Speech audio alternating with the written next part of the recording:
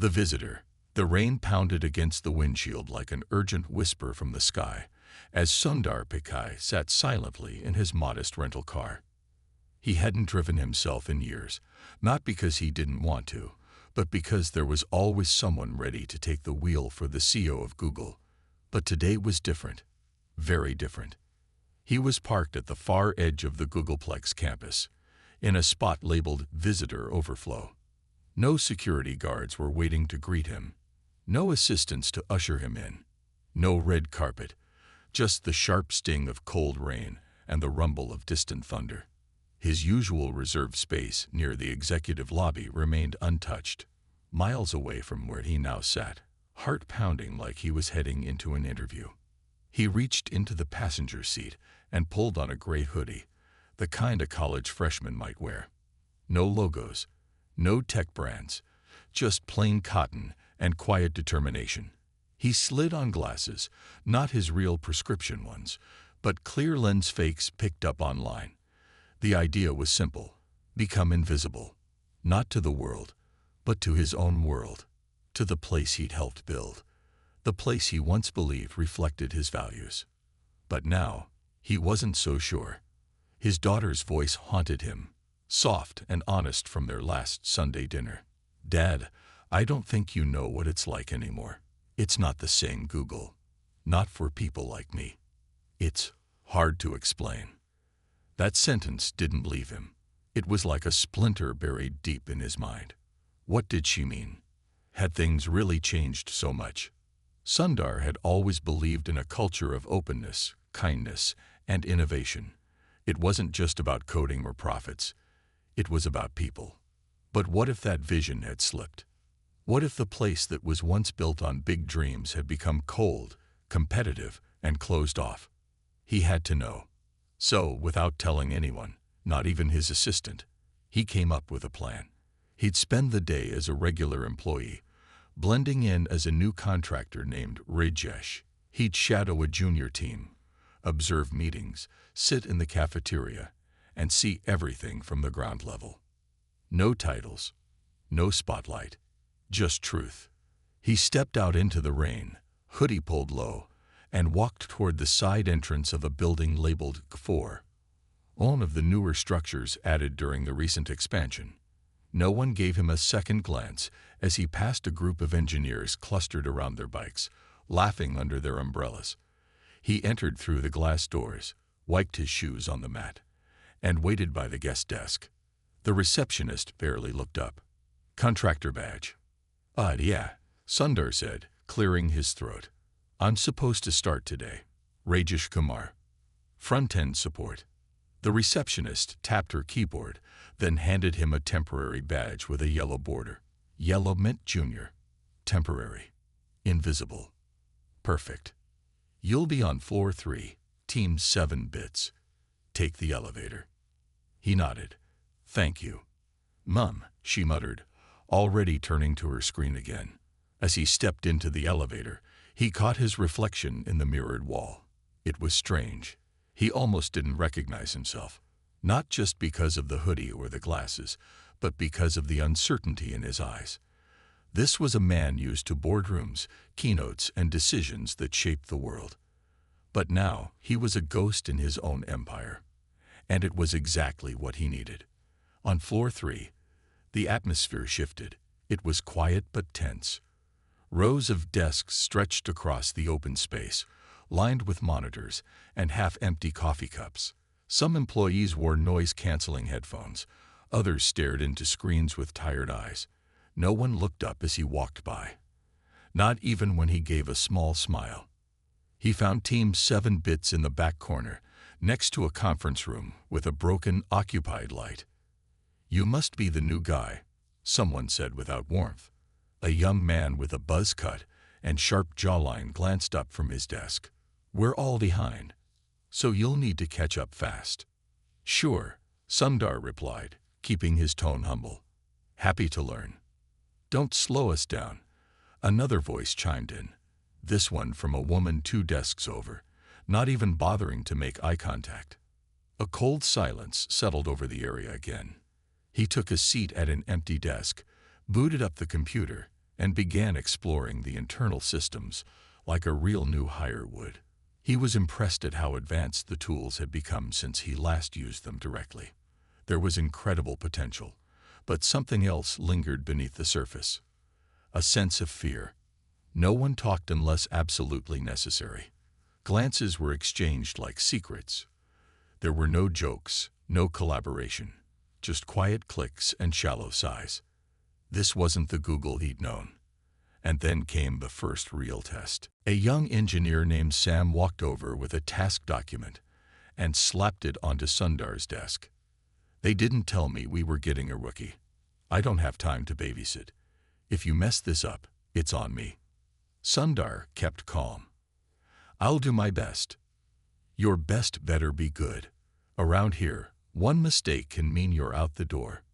Sam walked away. Sundar blinked, trying to process the tone. Not critical, not even harsh. Just numb, robotic, like the joy had been bled out of the job, and what was left was only pressure. As the hours passed, Sundar quietly worked, taking notes on what he saw. Brilliant minds trapped in silent stress. Team leads who didn't mentor, only monitored. And a culture that seemed more focused on survival than creativity. No one asked his name. No one cared. Lunchtime came. He followed the group to the main cafeteria, a vibrant, colorful space filled with aromas of world cuisines. The energy here was louder, but even here, cliques ruled the space. He grabbed a simple tray of food and sat down at an open table. A few people joined, but didn't speak. When Sundar tried to strike up a friendly conversation, they looked at him like he was being disruptive. Sorry, we're in the middle of a code freeze. Can't afford distractions, one said, offering an apologetic shrug. Sundar nodded and quietly finished his meal. It wasn't until later that afternoon that things truly escalated. A system bug appeared, something minor, but with visible impact. Users were posting complaints. It had to be fixed fast. Sundar spotted the issue almost immediately. He pointed it out to the team. That function is looping incorrectly. The logic's off by one parameter. We just need to isolate it. Sam looked up, eyebrows raised. You sure? Pretty sure. Sam didn't even double-check. He turned to the team and said, the newbie thinks he's found it. If he's wrong, we'll know who to blame. They ran the fix. It worked. But instead of praise, Sam turned back to Sundar and said, lucky guess. No thank you. No nod of approval. Just dismissal. As the day ended, Sundar leaned back in his chair, exhausted, not from the work, but from the emotional weight, the silence, the fear, the way innovation had been buried under layers of pressure. This wasn't what he had built. This wasn't the Google that once dreamed of organizing the world's information for everyone. He left the building unnoticed, just as he had entered. But now he had a plan. Not as Sundar Pichai the CEO, not as the man in the suit behind a podium, but as Sundar Pichai, the builder, the believer, the dreamer who refused to let a vision die. And tomorrow, he'd come back. But next time, things were going to change. Whispers in the hallway. The next morning came without the usual flurry of meetings, assistants, or conference calls. Sundar sat alone at a small cafe 2 blocks from the Googleplex, sipping a black coffee that had gone cold long ago. In front of him sat a wrinkled notepad. No digital files, no encrypted memos, just paper. On it, scribbled with quiet intensity, were his notes from the day before. The culture felt brittle. Too much stress. No warmth. No laughter. Team 7 Bits operated like a machine. Precise but soulless. No mentorship. No community. Fear greater than curiosity. You mess this up, it's on me. No one knew my name by end of day. Not one person. He tapped the pen against his thumb, staring at that last line. Not one person. It didn't hurt his ego. It hurt something deeper, something human. He finished the coffee, folded the notepad, and tucked it into his hoodie pocket. It was time for day 2. Today, He would listen more, watch even closer, and he wouldn't just stay on his floor. He'd wander. He needed to see the soul of Google, not the metrics, not the dashboards, but the people. With his visitor badge still active, he walked through a side entrance, head low beneath the same plain hoodie. Once again, no one noticed him. But this time, he didn't head straight to Team 7 bits. Instead, he took a detour. He stepped into an older building, one he remembered fondly from years ago. It had once been the heart of early development teams, filled with energy, whiteboards covered in wild scribbles, and engineers debating algorithms over beanbags and burritos. Now, it was quieter. The first person he saw was a janitor, carefully mopping the hallway near the vending machines. He looked up and gave a warm smile. "You new here?" the man asked, pausing his mop. "Yeah," Sundar smiled back. "Contractor. Just trying to find my way." The janitor nodded. "Takes time. But you seem different. Not like the others." "How so?" "You looked me in the eye." Sundar's smile faltered for a second. Something about that hit hard. "What's your name?" Sundar asked. "Miguel." "I'm Rajesh," Sundar replied, using the alias again. "Good to meet you." "Same, brother. Hey, if no one's told you yet, cafeteria downstairs makes these ridiculous chana masala bowls. They only serve them on Tuesdays. Today's your lucky day." "Thanks for the tip," Sundar chuckled, then added, "Half people here changed." Miguel leaned on his mop thoughtful. "Not everyone, but the ones who used to stop and talk. They're gone, or quiet now. Too many cuts, too many pressures, too much surviving, not enough living." Sundar nodded. "You ever feel invisible?" Miguel asked suddenly. "Yeah," Sundar said softly, "yesterday." "Then you're starting to understand," Miguel replied, giving a wink. "But here's the trick. Sometimes it's the invisible ones who see the most." The man turned and went back to mopping. Those words followed Sundar down the hallway. Invisible ones who see the most. It became his quiet mantra. He wandered the building, passing teams deep in their screens, watching body language, reading the room.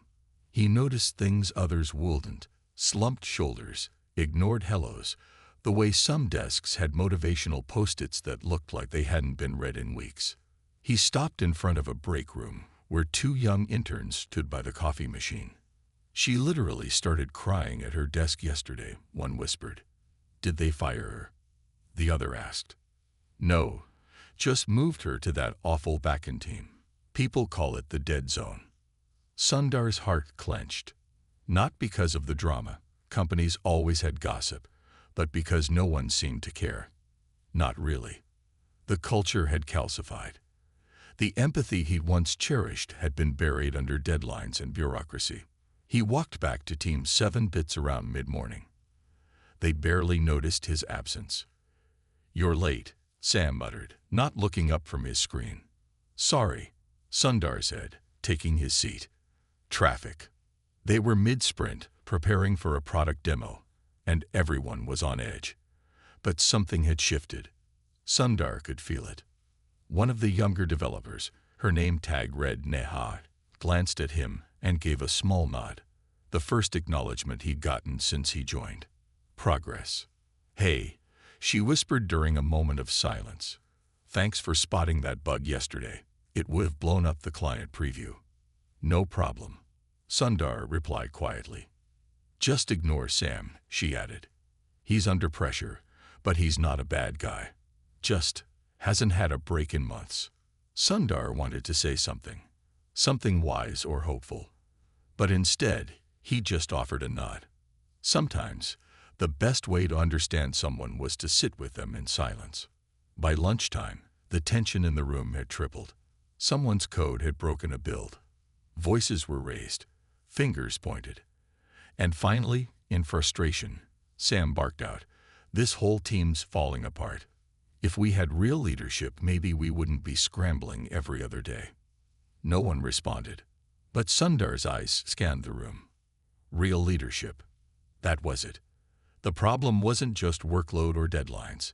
It was the absence of mentorship, of inspiration, of someone who gave people permission to be human. He walked to the cafeteria, alone again, and picked up one of the chana masala bowls Miguel had mentioned. He spotted Miguel in a corner booth, wiping down a table. "Good call," Sundar said, lifting the tray. "Told you," Miguel grinned. As Sundar sat, he noticed a young woman crying softly at the next table over, face turned away from everyone. Miguel followed his gaze. "Back in team," he whispered. "Probably got the same transfer those interns were talking about." Sundar stood and approached her slowly. "Hey," he said gently. "Mind if I sit?" The woman looked up, startled. "Do I know you?" "No," he said. "Just thought you might need someone to sit quietly with." She hesitated, then nodded. They sat in silence for a few minutes. Finally, she spoke. "I thought this place would be different." "How so?" "I thought it would feel like belonging, like purpose, like everything they talk about in the interviews. But it's just pressure. And now they're moving me to back end. No mentorship, no feedback, just code until you break." "That's not what this place was meant to be," Sundar said softly. She looked at him, puzzled. "How do you know?" He smiled gently. "Call it an old dream."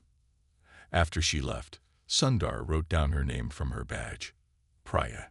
He didn't know what he'd do with that information yet, but he knew she deserved better. That night, he didn't go home right away. Instead, he stayed late, watching how the night shift operated. He saw a quiet engineer named Tom helping 3 other teammates debug their code without asking for credit. He saw a cleaning crew working in near silence, removing energy drink cans and forgotten coffee cups, keeping the illusion of cleanliness alive for the morning. He made notes, not of failures, but of potential, because he knew now the soul of Google wasn't gone. It was buried beneath fear, beneath broken systems, beneath tired hearts. But it was still there. And tomorrow, he would test something. Not a system, not an algorithm, but a moment of human kindness, something small. Because that's how change starts. Not with speeches, but with connection. The kindness experiment. The morning sun stretched across the sky in thin golden threads, weaving a calm warmth over the quiet city. But Sundar Pichai sat still in his car, parked once again at the far end of the Google campus. Unlike the first day, he didn't feel nervous anymore. He felt ready. Not to expose anything, not to punish anyone, but to plant something. Something invisible, something real. His notes from the past 2 days sat in his lap, filled with names and quiet observations. Sam, Neda, Priya, Tom, Miguel. Small snapshots of a fractured culture that had once been a family. And now he would test a theory. That a single act of anonymous kindness, placed at just the right moment, could begin to warm the frozen walls of a place grown too cold. He stepped out of the car, hoodie up, glasses on. The name badge on his chest still read Rajesh. But inside, he was no longer a silent observer. He was a gardener, ready to plant seeds. He arrived early, before most of Team 7 Bits had shown up, and left a small handwritten note on Priya's desk. It simply read, "You belong here. Your work matters. You are not invisible. Someone sees you. Keep going." He didn't sign it. He didn't want credit. It wasn't about ego. It was about impact. As people started arriving, Sundar slid back into his desk, typing quietly, acting like any junior contractor. But he kept an eye on Priya. When she walked in, her body language told the story. Shoulders hunched, eyes down, like someone bracing for another hard day. But then she saw the note. She paused, picked it up, read it once, then again. Her hand slowly covered her mouth, and her eyes blinked fast, too fast. She folded the note, held it to her chest for a second, then slipped it into her bag without saying a word. But for the rest of the day, she sat straighter. She spoke once in a meeting. She even smiled once when Neha made a joke. It was subtle, but Sundar saw it. The seed had taken root. At lunchtime, Sundar sat beside Miguel again, this time with a different dish. They didn't talk much. Sometimes kindness lies in silence too. But near the end of the meal, Sundar asked, "What do you think happens if one person decides to make this place a little warmer?" Miguel smiled without looking up. "Then that person starts a fire." That afternoon, Sundar visited an unused conference room, logged into a public Google Doc from a library computer in the hallway, and began something he hadn't done in years. He wrote. Not code, but words. Words from the heart. He titled it Letters to the Forgotten. He wrote one for Priya, one for Sam, one for Tom. Short letters. Anonymous. Simple, but filled with real emotion. For Priya. Dear Dreamer, your courage is quiet, but powerful. The fact that you are still here, still trying, is not weakness, it's bravery. This company may not always see you, but the world needs people like you. People who don't give up. Keep building. Someone out there believes in you. Sincerely, a quiet watcher. For Sam. Dear fighter, you are under pressure. I see it, and yet you keep showing up. That means something. But don't forget, you're more than just your deadlines. Your team doesn't need a perfect leader. They need a human one. Breathe. You're doing better than you think. For Tom. Dear light. You help others, even when no one thanks you. That's a rare thing. Keep shining. Your quiet help matters more than you know. He printed them and folded each one, slipping them into 3 small envelopes.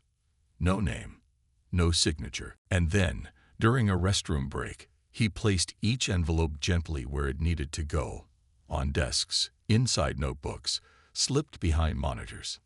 No one saw. No one was meant to see.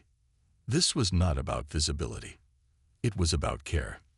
Later that day, a strange tension moved through the office. People whispered, glanced around. Did you get one? What is this? Some kind of experiment. But there was no malice in the whispers. Only wonder. A spark. Even Sam, who had barked orders all morning, sat still for 5 whole minutes after reading his note, staring out the window, his jaw clenched, not in anger, but in reflection. Sundar said nothing, didn't smile, didn't reveal anything. He just returned to his desk, opened a bug ticket, and kept typing. But in his heart, he knew. Something had shifted. That evening, as most employees left, Sundar stayed behind. Again. But this time, he wasn't alone. Neha walked over and sat at the edge of his desk. Hey, she said. Hey, Sundar replied. You've been quiet, but helpful and kind. Just wanted to say thanks. No need, he said. Still, you're the only one who checked in when I looked tired yesterday. Even if it was just a glance, it meant something. Sundar didn't know what to say. He wasn't used to being thanked without anyone knowing who he truly was. I used to love working here, she added. But lately, it feels like we're all just surviving. No one builds for joy anymore, just fear. You ever feel that? Every day, he said, and meant it. Neha looked at him for a long time. Something in her expression softened. Well, thanks for reminding me that kindness still exists. She stood, gave a small wave, and walked away. He sat still, quiet, moved. On his way out, he passed the janitor's closet. The door was cracked open, and he saw Miguel sitting on a stool, rubbing his knee. You okay? Sundar asked. Old injury, flares up when the weather shifts. Sundar crouched beside him. Anything I can do? Miguel laughed. Nah, just talking helps. Pain's easier when someone notices it. They sat together in that tiny, cluttered space for a few minutes. No noise, just presence. Before Sundar left, Miguel looked him in the eye. "You know," he said, "I've seen thousands walk these halls.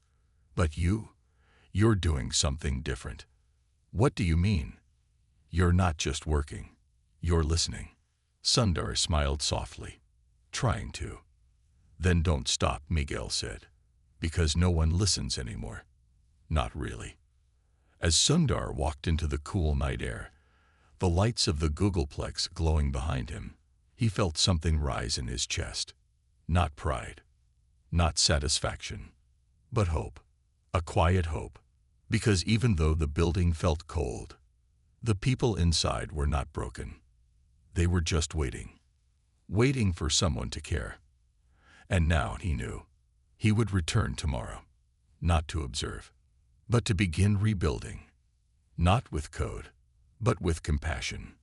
Behind the mask, the morning fog clung to the glass windows like a veil, softening the sharp edges of the sprawling Google campus.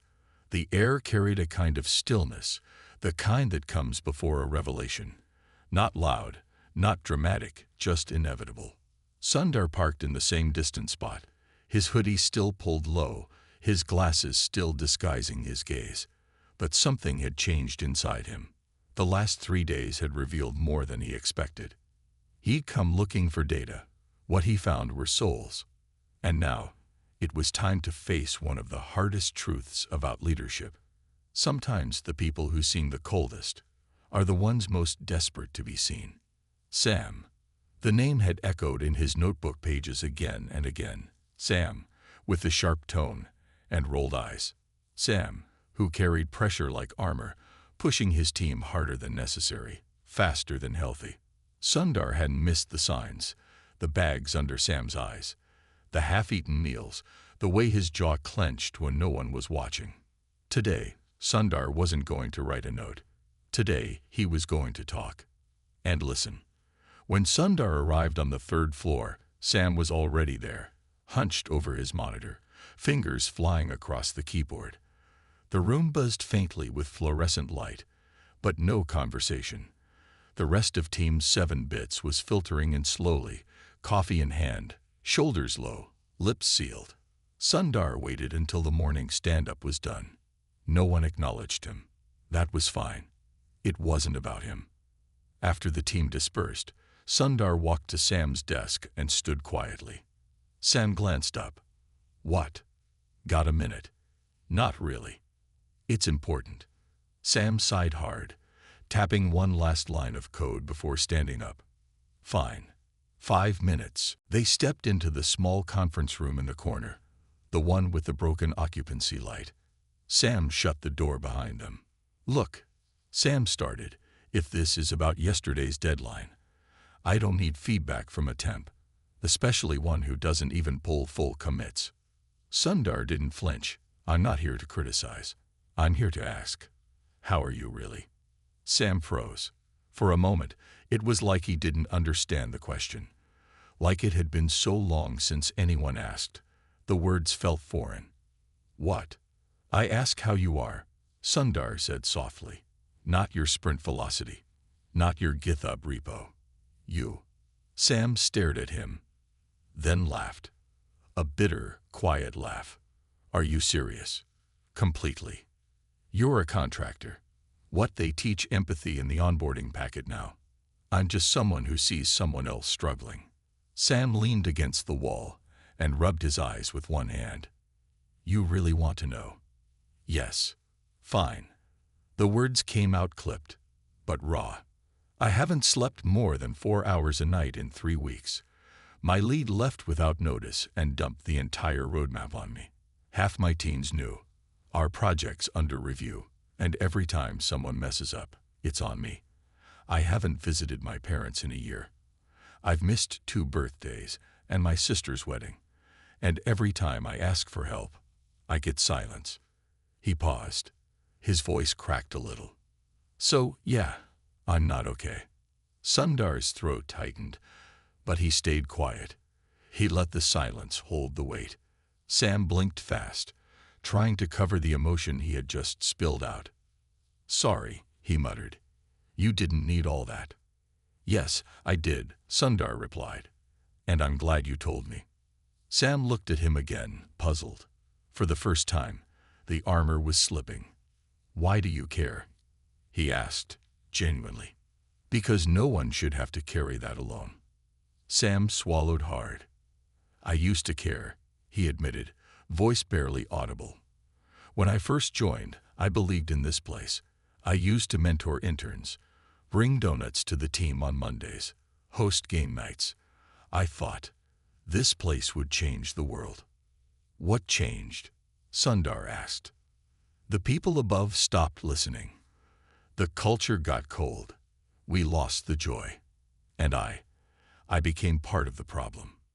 "No," Sundar said gently. "You became part of the symptom." Sam frowned.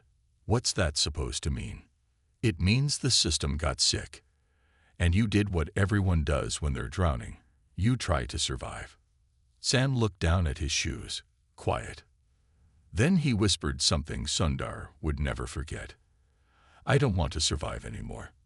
I want to build again. I just don't know how." The words cut deep because they were real and familiar. Because Sundar had felt the same thing years ago when the world expected him to steer a giant ship through turbulent waters without letting it sink. And now he saw it reflected in Sam. "Then start here," Sundar said, "with one person, one act, one moment." Sam looked up. "How?" "Ask someone how they're doing. Offer help without expecting credit. Admit when you're tired. Lead like a human, not a machine." "And what if that's not enough?" "Then I'll help you," Sundar said, "even if no one else does." Sam studied him. There was a long pause. "Who are you?" he asked finally. Sundar smiled. "Just someone who believes this place can be better." Then he walked out of the room and left Sam standing in silence. That afternoon, something small changed. Sam, for the first time, didn't raise his voice. He walked over to Nea's desk and asked if she needed help refactoring her code. He checked in with Priya and asked if her transition to the backend team had everything she needed. And then, perhaps the most shocking of all, he walked over to Sundar's desk and placed a small sticky note on his monitor. It simply read, "Thank you."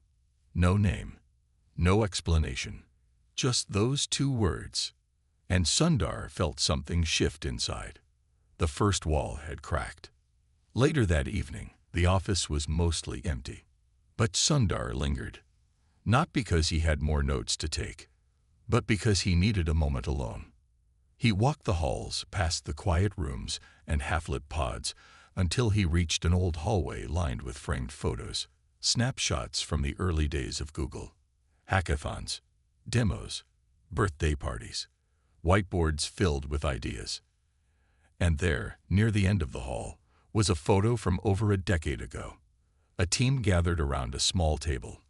At the center, a younger Sundar Pichai, laughing with his team, sleeves rolled up, eyes full of purpose. He stared at that photo for a long time, then whispered, "I'm still him." And with that, he turned around. Because tomorrow, he wouldn't just listen or observe or write notes. Tomorrow, he would begin the quiet revolution. A culture wasn't changed through announcements. It was changed through moments. And the next moment was already waiting. The voice that was silenced.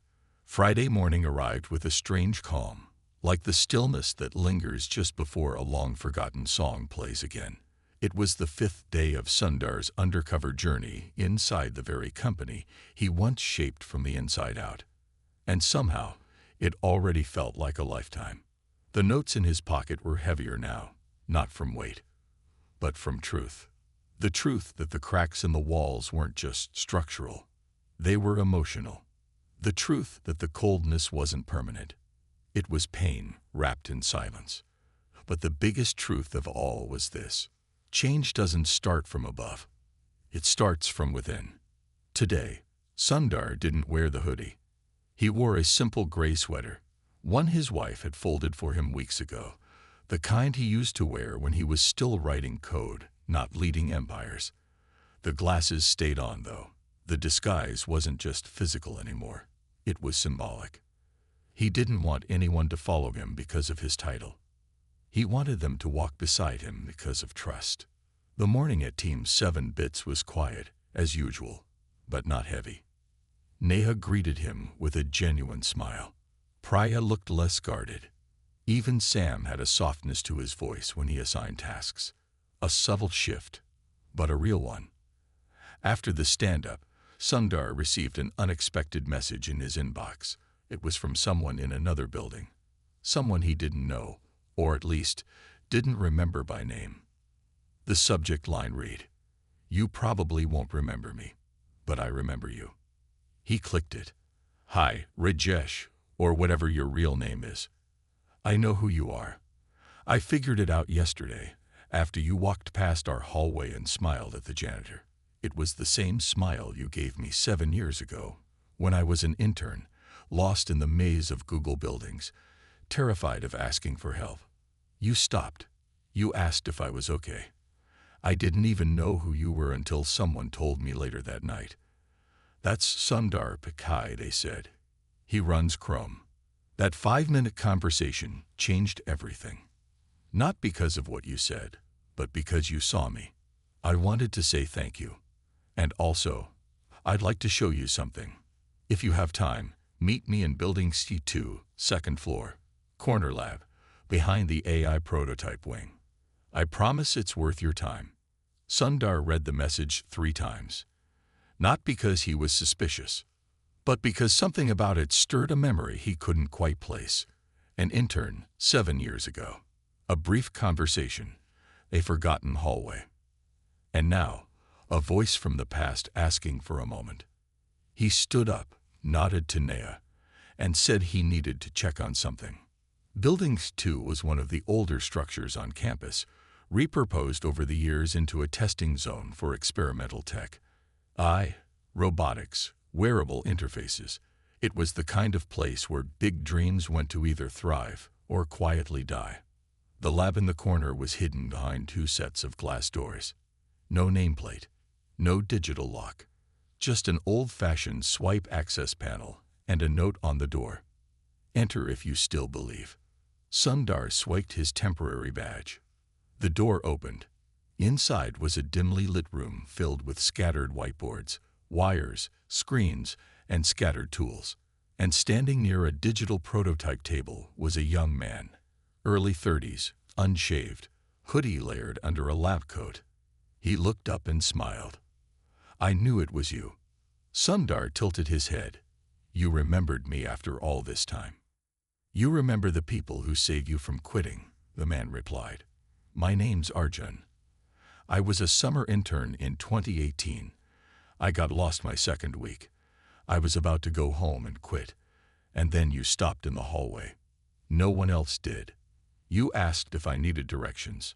I said yes. You walked me to my meeting room, said to keep building. That was it.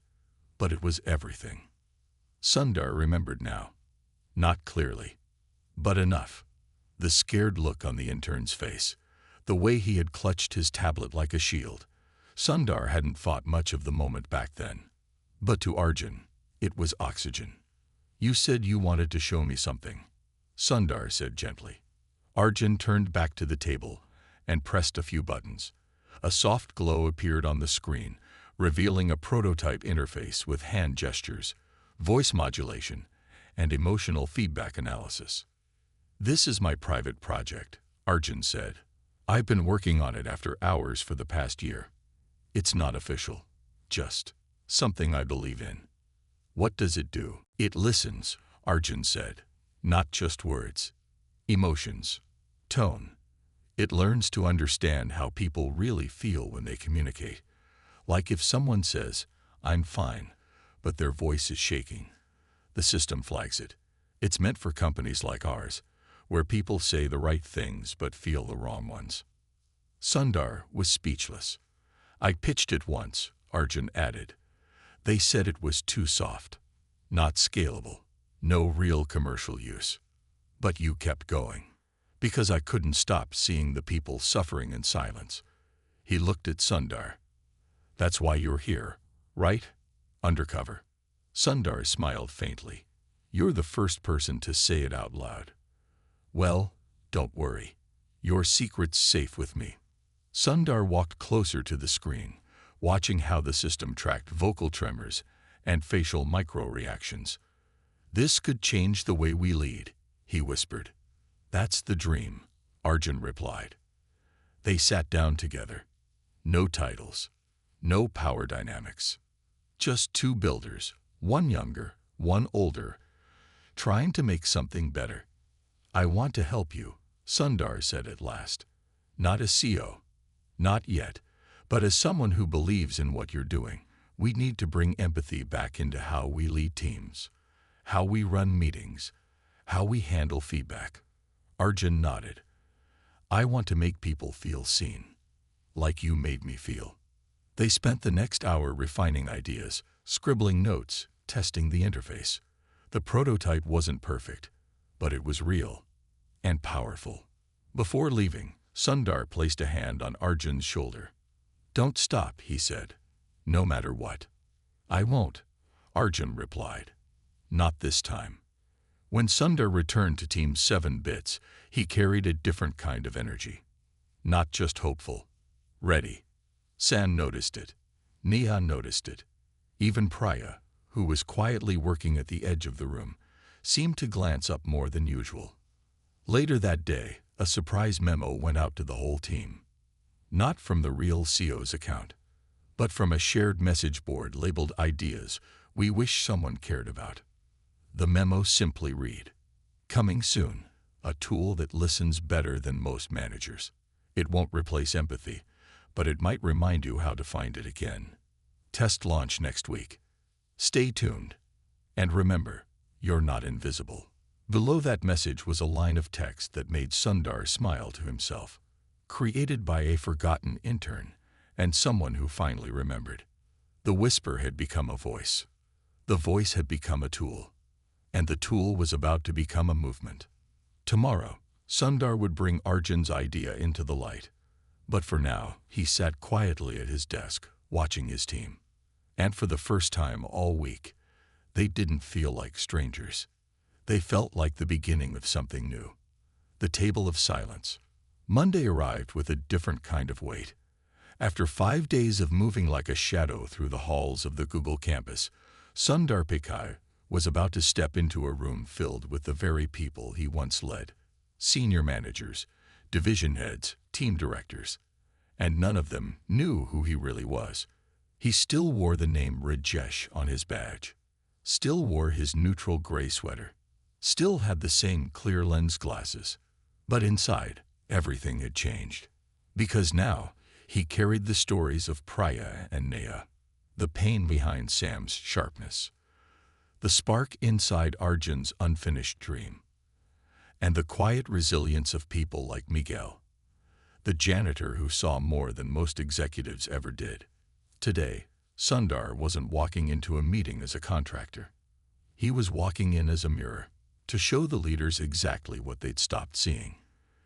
The invitation had come from a senior HR liaison who, unaware of his true identity, had reached out to Rajesh to participate in a diversity feedback roundtable. They were hosting one junior employee from each division to hear the ground truth as part of a quarterly evaluation process. It sounded noble, but Sundar knew the pattern. They weren't really listening. They were documenting. It was a checkbox. A meeting meant to make them feel like they were solving something, without actually having to change anything. But today, they wouldn't get that luxury. He arrived at Building a 7, top floor, an area most junior employees never entered. Polished wood panels, frosted glass, portraits of innovation and global reach hanging on every wall. At the end of the hallway, a large conference room buzzed with conversation. As Sundar entered, a dozen faces turned his way. Some smiled politely. Others barely noticed. He scanned the room. He recognized all of them. 3 VPs, 2 product directors, a handful of senior HR reps, and seated at the far end, Karen Malik, the current head of employee experience and company culture. Her voice was soft but firm. She had once been one of the brightest minds in the organization, but years of internal politics had dulled her edges. "Please take your seat, Rajesh," she said kindly. Sundar nodded and sat. The meeting began with familiar words. "We want to foster openness. This is a safe space. We care deeply about the employee experience." And then came the invitation.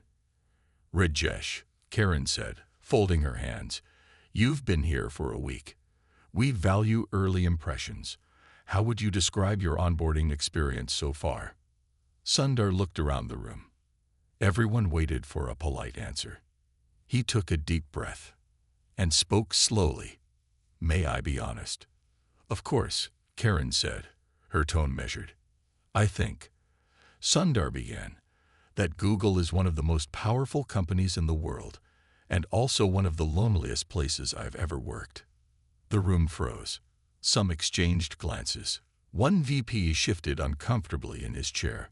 Sundar continued, "In my first 3 days, not one person asked my name. When I spoke up during a bug fix, my contribution was dismissed. When someone cried in the cafeteria, no one stopped. When a teammate broke under pressure, no one offered relief, only blame." He paused. "I don't think the problem is policy. I think the problem is leadership. We don't need more perks. We need more presence." Karen looked up. "That's a powerful observation, Rajesh, but we have mentorship programs. We have mental health resources.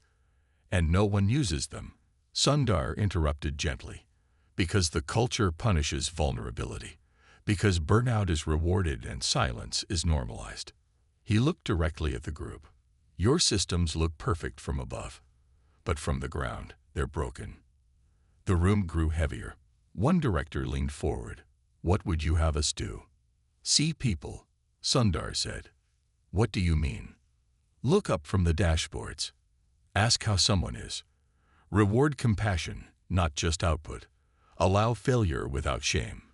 Build a culture where kindness is measured as carefully as productivity." A silence followed, longer than anyone expected. Finally, one of the younger product heads spoke. "But we're a company, not a counseling center." Sundar turned toward him slowly. "We're not just a company," he said. "We're where people spend half their lives. If they leave every day feeling unseen, what kind of legacy are we building?" Another silence. And then, the moment that changed everything. Sundar reached into his bag and pulled out a small printed folder. He placed it on the table.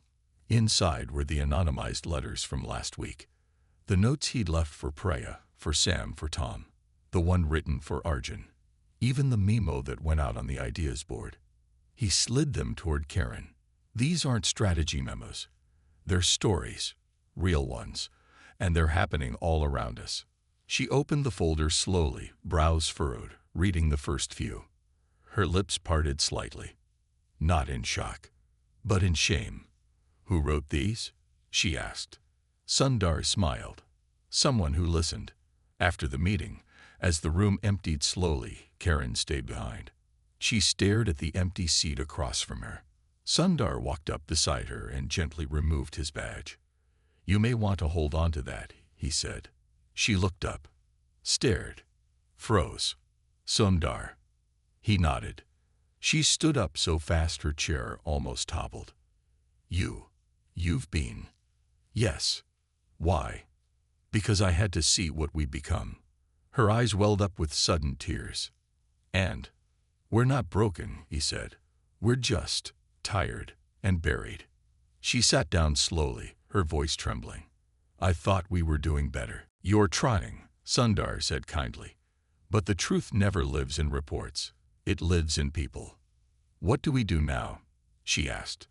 "We start again," he said, "from the ground, with real listening and quiet change."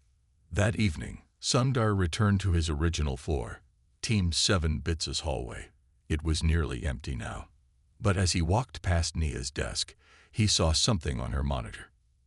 A tab open titled Culture, Rebuild, and beneath it, a shared Google Doc. Contributors: Neha, Priya, Tom, Sam. Ideas filled the page. Team kindness log. Optional gratitude check-in. Friday mentorship lunch. Anonymous, are you okay ping button. Monthly storytelling night. It wasn't an official initiative. It wasn't corporate. It was real. Sundar didn't say anything. He just smiled. And tomorrow, he would reveal everything. Not to shock, not to scold, but to remind them all. This company was never just about code. It was about people. And the people were still here. The great reveal. Tuesday morning rose gently over Silicon Valley, painting soft golden light across the glassy windows of the Googleplex. Birds moved across the skies like notes in an unfinished melody, and a quiet buzz hummed through the office hallways, just enough to whisper that something was about to change. Sundar Pichai stood alone in front of the mirror of the small restroom on the third floor, staring at himself, not the glasses or the hoodie, not even the fake name tag he still wore, but the eyes. They were different now. Less heavy, more grounded. This was the man who had walked into his own company a week ago as a stranger. This was also the man who had seen the invisible, sat with the exhausted, listened to the dismissed, and sparked something deeper than any initiative ever could. He took off the glasses and placed them on the sink. He peeled off the name badge labeled Rajesh and folded it in half. Then, with one deep breath, he stepped out into the hallway. For the first time in years, not as a CO, not as a symbol, but as a witness to something sacred. The resilience of the human spirit. Team 7 Bits was already buzzing with early morning chatter. It was subtle, still cautious, but lighter than before. Neha was pouring coffee for herself and Priya, who smiled without flinching for the first time since her transfer. Sam was helping Tom debug a strange function with actual patience. Someone had even taped a small paper sign on the wall near the coffee station. You matter more than your KPIs. Sundar walked in slowly. Some heads turned, then looked back. It wasn't until he cleared his throat and gently tapped the edge of a desk that the room really stopped. He stood by the whiteboard, where normally daily objectives were scrawled in dry erase marker. But today, he picked up the marker himself and wrote 3 simple words. I am Sundar. The silence that followed was absolute. Neha blinked rapidly. Priya covered her mouth. Sam dropped the pen in his hand.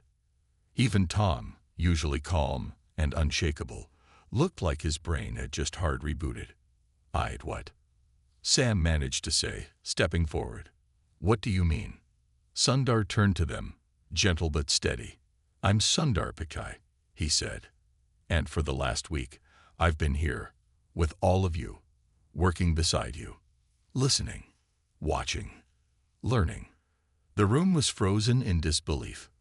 But why? Priya asked softly. Why come like this? Because titles build walls, Sundar said. And walls hide the truth.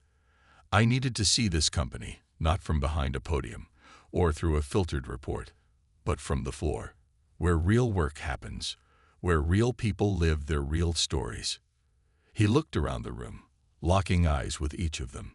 I came because someone I love told me I didn't understand what it was like to be here anymore, and they were right. I'd lost touch, so I came to listen, not as a CO, but as someone who once sat at a desk just like this, dreaming that we could change the world. A long silence hung over the room. Then Neha stepped forward, eyes still wide, voice shaking slightly. Was it you? She asked. The notes, the messages. Sundar smiled softly. Yes, but those weren't from a CO. They were from someone who believes in people. In you. Sam lowered his head, shame flickering across his face. I was awful to you, he muttered. I'm so sorry. I didn't know. Sam, Sundar said gently, you were drowning. And no one threw you a rope. I don't blame you. I see you. Sam's throat tightened. He nodded once, unable to speak. Sundar turned back to the whole team. This place, he said, gesturing around, was never meant to be a machine. It was meant to be a community. A place where people brought not just their skills, but their hearts. And we lost that. Not because we're bad people, but because we stopped listening. He paused, then added, but it's not too late. He reached into his bag and placed a small folder on the desk. It was Arjun's prototype, with a sticky note on the front that read, "Because empathy can be engineered too." This, Sundar said, is going into pilot phase next quarter. Every team will be invited to try it. It won't solve everything, but it will help us hear what's been silenced. Neha was the first to clap, quietly, followed by Priya, then Tom, and finally, Sam. And then the whole room joined in. Not loud, not performative, just honest. It wasn't applause for a CEO. It was for a human who showed up and listened and cared. The news of Sundar's experiment spread across the company within days. Some were skeptical, others inspired. But something had changed. You could feel it in the elevators, where people started saying good morning again. In the break rooms, where someone left free post-it notes labeled, "Say something kind." In the weekly team stand-ups, where leaders began opening meetings with one question: how are you, really? A week later, Karen Malik held a company-wide town hall.